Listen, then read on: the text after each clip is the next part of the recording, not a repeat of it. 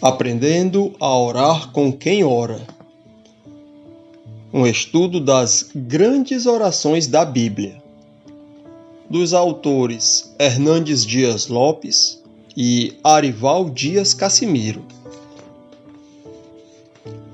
Lerei o capítulo 5, com o título Jesus, Getsêmani, a batalha mais árdua da história, do autor Hernandes Dias Lopes. O relato da agonia do Senhor Jesus no jardim de Getsêmani é uma profunda e misteriosa passagem da Escritura. Ela contém coisas que os mais sábios expositores não puderam expor plenamente.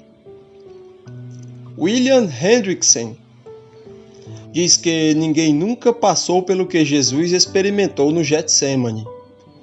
Seu sacrifício total, em completa obediência à vontade do Pai, era o único tipo de morte que poderia salvar os pecadores. Falando ainda da singularidade desse sofrimento de Jesus, William Hendrickson diz que o inferno, como ele é, veio até Jesus no Getsêmani e no Gólgota, e o Senhor desceu até ele, experimentando todos os seus terrores. À guisa de introdução, destacaremos 3 pontos. Número 1, o local onde Jesus agonizou é indicado. O jardim de Getsêmani fica nas fraldas do Monte das Oliveiras. Do outro lado do ribeiro de Cedron, defronte do Monte Sião, onde estava o glorioso templo. Getsêmani significa prensa de azeite, lagar de azeite. Foi nesse lagar de azeite, onde as azeitonas eram esmagadas, que Jesus experimentou a mais intensa agonia. Ali ele travou uma luta de sangrento suor. Ali o eterno Deus foi feito carne, dobrou sua fronte e, com o rosto em terra, orou com um forte clamor e lágrimas. Ali o bendito Filho de Deus rendeu-se incondicionalmente à vontade do Pai para remir um povo por meio do seu sangue. Ali ele foi traspassado, esmagado e moído pelos nossos pecados. Seu corpo foi golpeado, seu suor transformou-se em sangue. Ali ele desceu ao inferno. Enquanto o primeiro Adão perdeu o paraíso num jardim, o segundo Adão o reconquista em outro. Número 2. O contexto da agonia é descrito. O evangelista João nos informa que Jesus saiu do cenáculo para o jardim. Não foi uma saída de fuga, mas de enfrentamento. Ele não saiu para esconder-se, mas para preparar-se. Ele não saiu para distanciar-se da cruz, mas para caminhar em sua direção. No cenáculo, Jesus ensinou seus discípulos sobre a humildade, lavando os pés deles. No cenáculo, Jesus lhes deu um novo mandamento. No cenáculo, Jesus desmascarou o traidor e alertou Pedro acerca de sua negação. No cenáculo, Jesus consola seus discípulos, falando-lhes acerca do ensino do Espírito Santo e de sua gloriosa segunda vinda. No cenáculo, Jesus orou por eles. Só depois desse cuidado pastoral de Jesus é que ele travou a sua mais renhida luta no jardim de Getsêmani.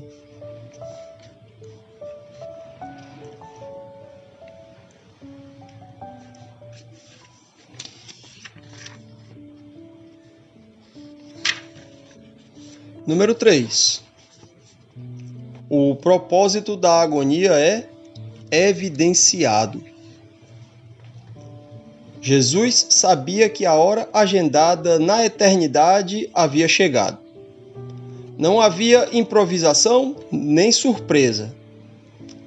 Delwey Mulholland diz que a hora refere-se ao sofrimento de Jesus nas mãos dos pecadores, com ênfase na sua agonia final na cruz. Para esse fim, ele havia vindo ao mundo. Sua morte já estava selada desde a fundação do mundo, no decreto eterno, no conselho da redenção. O Pai o havia dado para morrer em lugar dos pecadores, e ele mesmo voluntariamente havia se disposto a morrer. Vamos destacar as mensagens centrais desse drama doloroso de Jesus no Getsêmani. Primeiro, a tristeza assoladora. O profeta Isaías descreveu Jesus como homem de dores e que sabe o que é padecer. Jesus teve tristeza e não foi só no Getsêmani. Ele ficou triste com a morte de Lázaro e essa tristeza o levou a chorar. Quantas vezes você já ficou triste e chorou pela morte de um parente, de um amigo? Contemplando a impenitente cidade de Jerusalém, assassina de profetas e rebelde, Jesus chorou com profundos soluços sobre ela.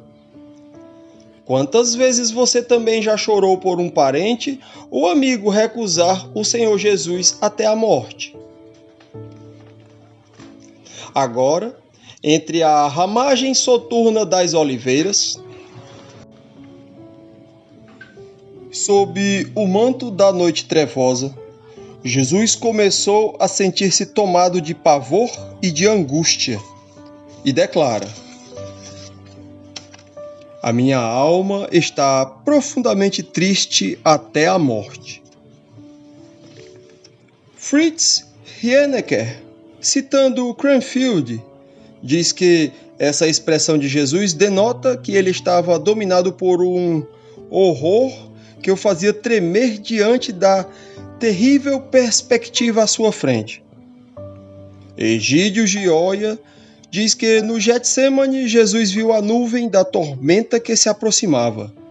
Célere ao seu encontro, e tão aterrorizantes eram os seus prenúncios que o Senhor, na sua natureza humana, sentiu profunda necessidade até da companhia e simpatia de seus queridos discípulos, a quem disse: ficai aqui e vigiai comigo. Destacamos 2 pontos importantes aqui. Número 1, no que não consistia a essência da tristeza de Jesus. Havia toda uma orquestração das forças das trevas contra Jesus. Isso não era surpresa para ele. Ele estava plenamente consciente das implicações daquela noite fatídica. Mas sua tristeza e seu pavor não foram de medo do sofrimento, da tortura e da morte. Porque Jesus estava triste. Era porque sabia que Judas estava se aproximando com a turba assassina? Era porque estava dolorosamente consciente de que Pedro o negaria? Era porque sabia que o Sinédrio o condenaria? Era porque sabia que Pilatos o sentenciaria?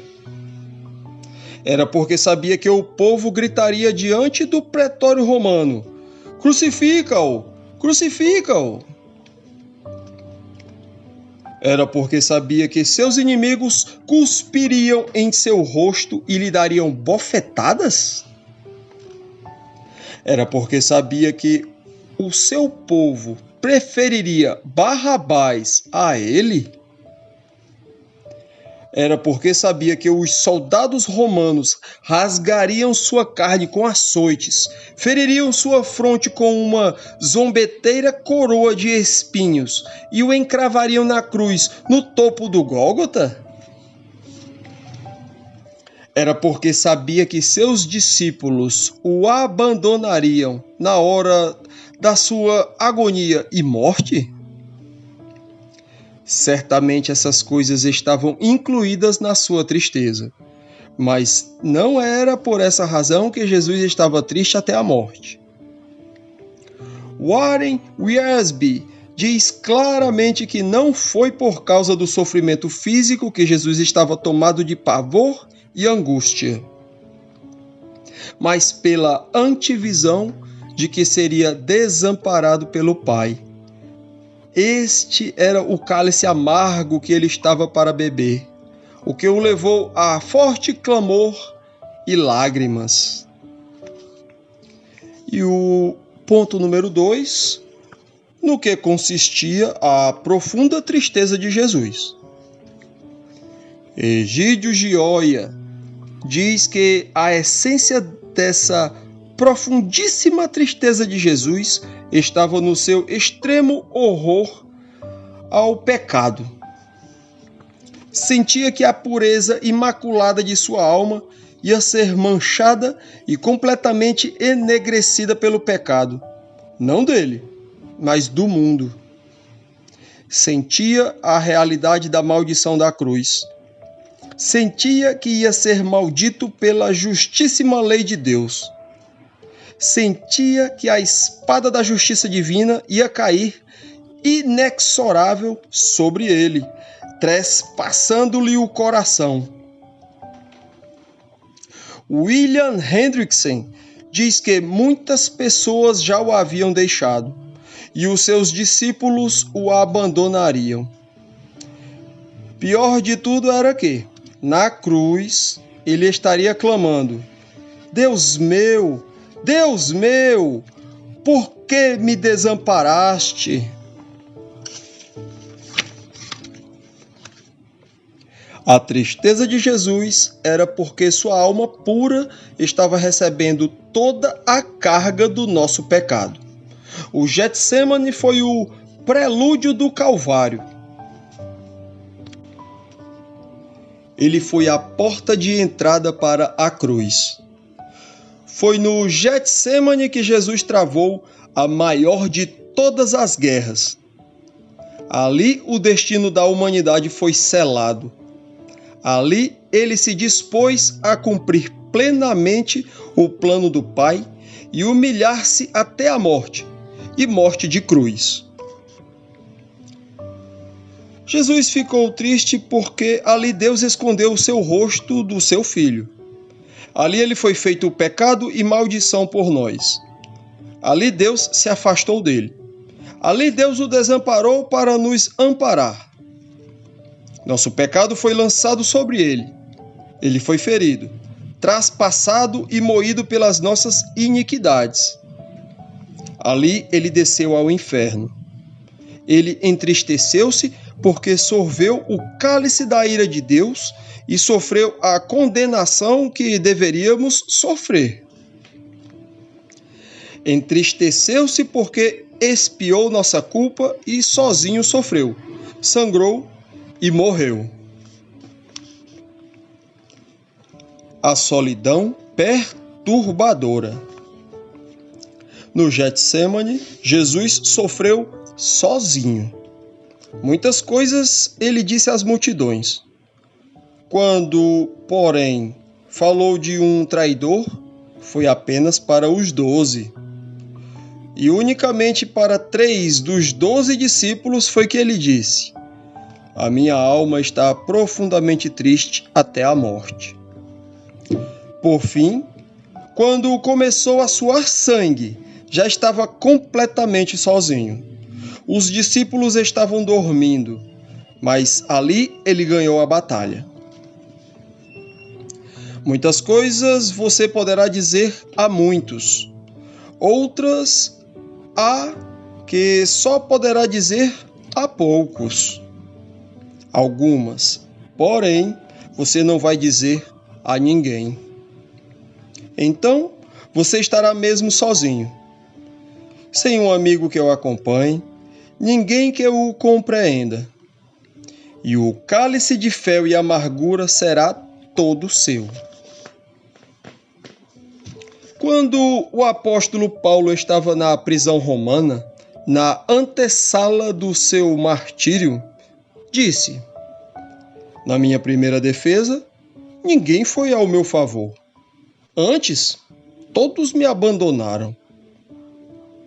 Mas foi nessa arena da solidão que ele contemplou a coroa e ganhou sua mais esplêndida vitória.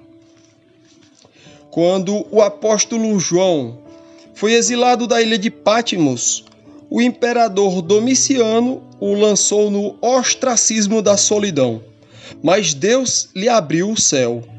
No vale escuro da sua solidão, ele contemplou as glórias do céu. A oração triunfante. Essa é a terceira ocasião em que Jesus orou sozinho, à noite, em momentos críticos no seu ministério.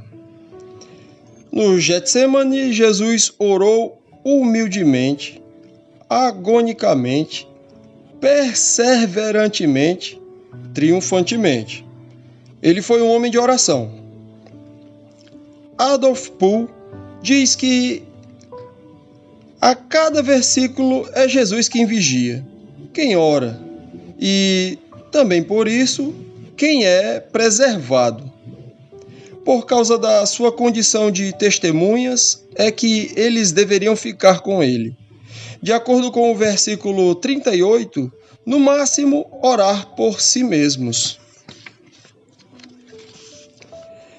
Jesus é o nosso maior exemplo de oração em tempos de angústia. 2 vezes somos informados de que, quando sua alma estava angustiada, ele orou. A primeira pessoa a quem devemos nos voltar na hora da aflição é Deus. Nosso primeiro grito na hora da dor deveria sair em forma de oração.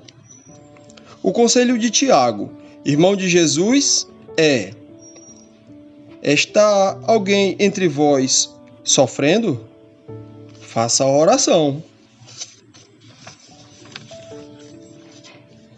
Jesus não apenas orou no Getsemane, ele também ordenou aos discípulos a orarem e apontou a vigilância e a oração como um modo de escapar da tentação. Consideremos alguns aspectos especiais dessa oração de Jesus. A posição com que Jesus orou. O Deus eterno, Criador do universo, sustentador da vida, está de joelhos, com o rosto em terra, prostrado em humílima posição. Jesus esvaziou-se descendo do céu à terra. Agora, aquele que sempre estivera em glória com o Pai está de joelhos, prostrado, angustiado, orando com forte clamor e lágrimas.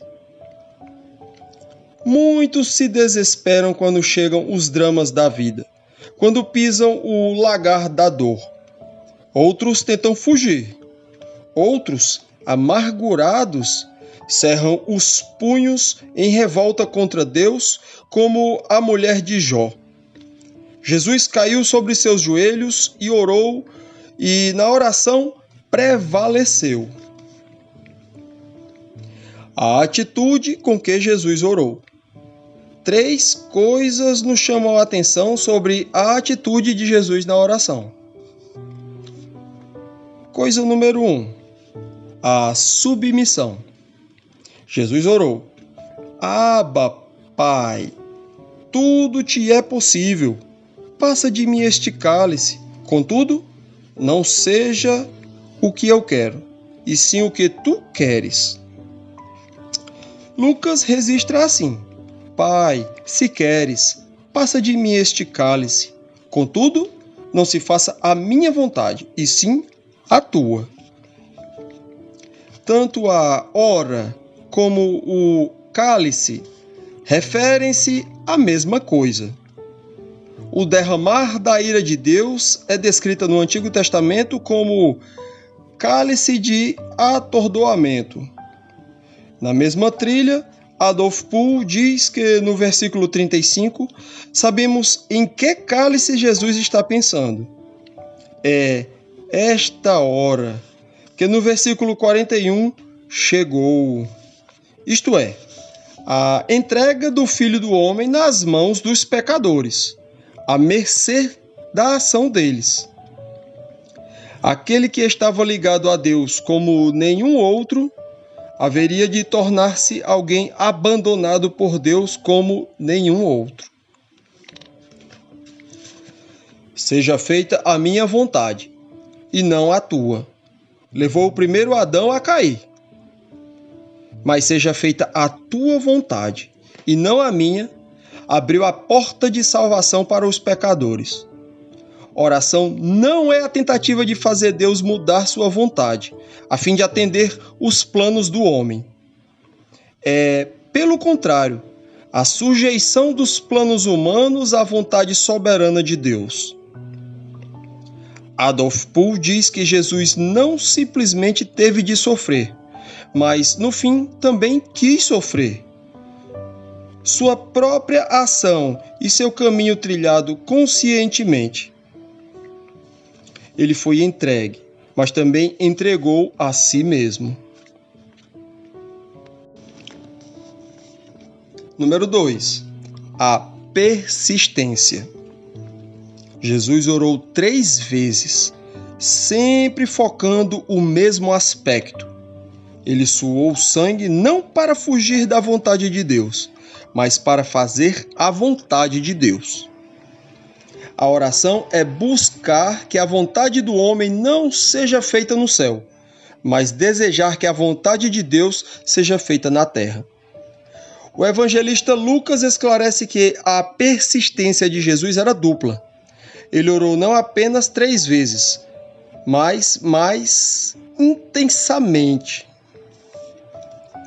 Número 3. A agonia. Jesus não apenas foi tomado de pavor e angústia. Não apenas disse que sua alma estava profundamente triste até a morte, mas o evangelista Lucas registra. E, estando em agonia, orava mais intensamente. E aconteceu que o seu suor se tornou como gotas de sangue caindo sobre a terra. A ciência médica denota esse fenômeno de diapedese, dando como causa uma violenta comoção mental. E foi esse, realmente, o ponto culminante do sofrimento de Jesus, a sombra da cruz. A intimidade na oração. Jesus orou e dizia: Abba, Pai. Esse termo aramaico significa meu pai ou papai. Ele denota intimidade, confiança. Bruce Barton diz que o termo aramaico Abba implica familiaridade e proximidade. Jesus não está orando a uma divindade distante, indiferente, mas a seu Pai. Ele é onipotente e também amoroso. O mesmo que pode fazer todas as coisas, também tem um relacionamento íntimo e estreito conosco. William Barclay diz que se podemos chamar Deus de Pai, então tudo se torna suportável, pois a mão do Pai nunca ocasionará a seu filho uma lágrima desnecessária. Joaquim Jeremias diz que Jesus fala a Deus como uma criança com seu pai, confiantemente e com firmeza e ainda, ao mesmo tempo, reverente e obediente. O mesmo escritor ainda diz que não possuímos um único exemplo do uso de Abba em relação a Deus no judaísmo. mas Jesus sempre falou com Deus desse modo em suas orações. O triunfo da oração. Depois de orar 3 vezes e mais intensamente pelo mesmo assunto, Jesus apropriou-se da vitória. Ele encontra paz para o seu coração e está pronto a enfrentar a prisão, os açoites, o escárnio, a morte. Ele disse a seus discípulos: "Basta, chegou a hora." Jesus levantou-se não para fugir, mas para ir ao encontro da turba. Ele estava preparado para o confronto. Quando oramos, Deus nos prepara. Jesus, sem hesitar, vai adiante em direção à cruz. Com firme resolução, ele beberá o cálice e sofrerá o horror que ele temeu no Getsêmani. Essa é a vontade do Pai. E fazer a vontade de Deus é um compromisso inegociável. Jesus não mais falará de seu sofrimento. A preparação para o sofrimento e a morte de Jesus está concluída. A paixão começa. Adolf Pohl diz que as mãos de Deus se retiraram e os pecadores põem as mãos nele. Como o único que nessa noite não foi vencido pela escuridão, ele é entregue à escuridão. Os discípulos de Jesus não oraram, nem vigiaram, por isso dormiram. Os seus olhos estavam pesados de sono, porque o coração estava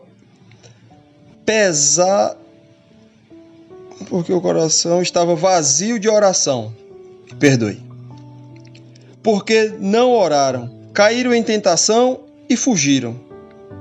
Sem oração, a tristeza nos domina. Sem oração, agiremos na força da carne.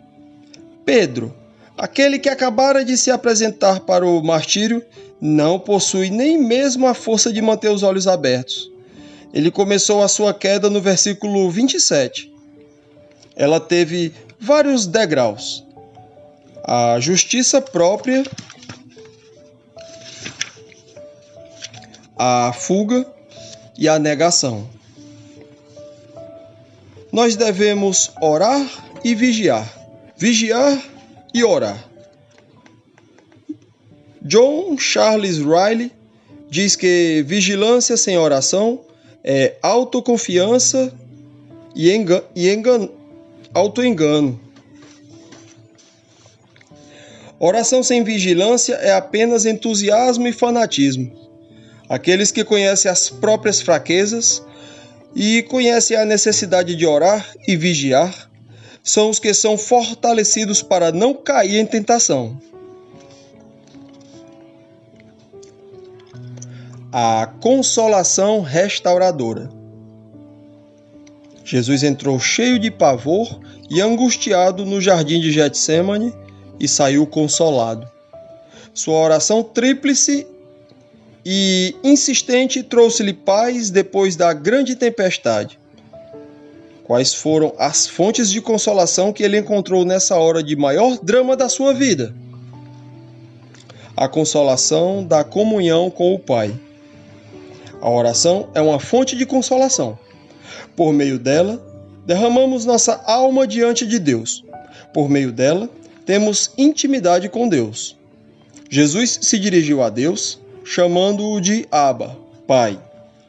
Quando estamos na presença daquele que governa os céus e a terra e temos a consciência de que Ele é nosso Pai, nossos temores se vão e a paz enche a nossa alma.